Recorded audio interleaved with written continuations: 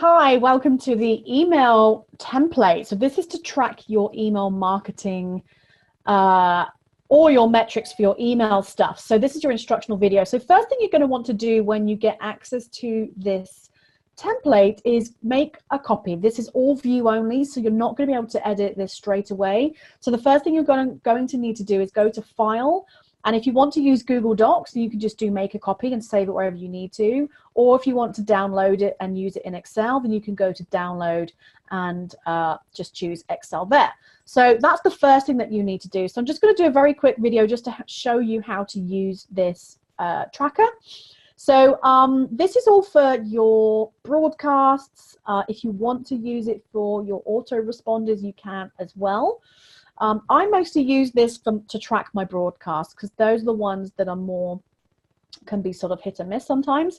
So you've got a tab for each individual month. So it's pretty self-explanatory. So you're going to put the date that your email was sent, put your subject line in. If you have multiple lists that maybe you segment and maybe you send different stuff to different lists, then you can add that into there. The type means kind of, is it a promotion? Is it content? Is it just a, I don't know, something that's not content or promotion? Maybe you're just saying happy Halloween or happy Christmas, you know. But the type is there just to kind of help you see the difference between sort of promotions and content. You know, if you're sending people to a blog post, a Facebook Live, you know, anything like that where you're giving value.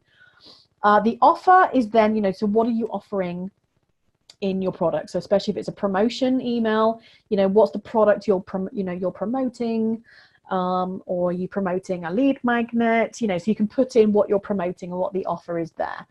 Then the sent is going to be how many people was your email sent to. So if you've got, you know, 1,500 on your list and it was sent to everybody, you know, all this information you will get from your email statistics. So put in how many was sent, how many was delivered. Now, mine is always exactly the same. So I've actually got in a formula here that just equals that. So I don't really use that column, so I can just hide it. So you don't really need that or that one. It's just a sum. It shows a difference in sent and delivered. So the delivery percentage is just to show like if it was 100% delivery rate, basically. But if that's not relevant, you can just hide those and just kind of ignore them. Open, so how many opens did you get, and then your open percentage is going to work out for you. Clicks, so how many clicks did your email get, and again your click-through rate is going to be shown. So you've basically got two click-through rates. One is your overall, and one is your it's basically your clicks dependent on how many people opened it. Because let's say you sent to 1,000 people and you had, I don't know, 100 people opened your email. So you only had 10% open it. Obviously, these are just example numbers. So if you then had 5 clicks, so 1% click rate is in terms of out of everybody that it was sent to.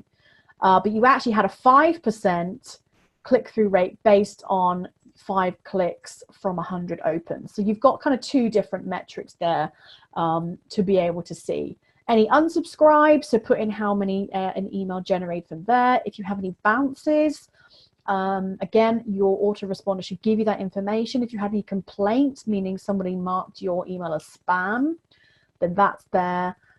Forwards, now my autoresponder doesn't show this, but from where I learned kind of a lot about metrics, they actually said it was really useful to know about forwards, but my autoresponder software doesn't show that, so I don't do anything with that. If yours does, put in your information, and then you can use that as well.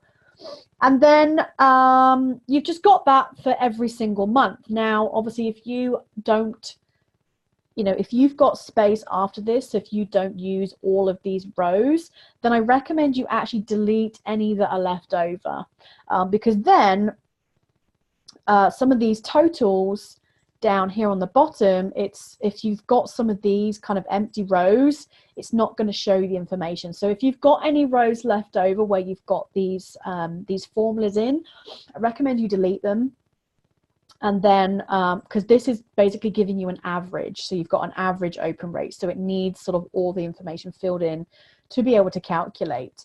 So you kind of have total information for the month, but then you can see what your average open rate, what your average click-through rate was, etc., etc. You've also got a little graph that you can see, so you'll be able to see a graph with your metrics, with how your emails have done to, again, you'll be able to see any spikes, any troughs, anything that you're like, wow, that one did really well, or that sucked. It's just going to give you a really simple view for every single month.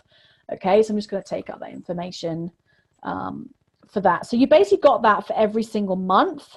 And then if you need to, then you've also got a total. So this is going to total up all of your different months. Now it's split into quarters. So you're going to be able to see all the information for each month, again, in this kind of total view. Now, sometimes when you do delete the rows for things you don't use, things can get messed up. So if anything is showing a bit squiffy, then you might just need to just double check that some of these things are looking at the right place. But fingers crossed, everything should work great. Yeah, and so this is a pretty simple one. You just need to add in your information. I do this once a week. I kind of go back the previous week and I add in all of the information.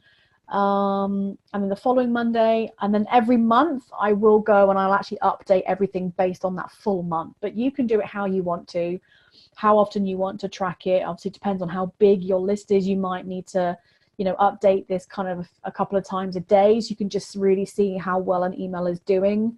So yeah, just use this kind of as you will. Hopefully it makes sense. If you have any questions at all or anything you're not sure of based on this video, please do make sure you join our private Facebook group and you can ask me any questions in there and I'll gladly help.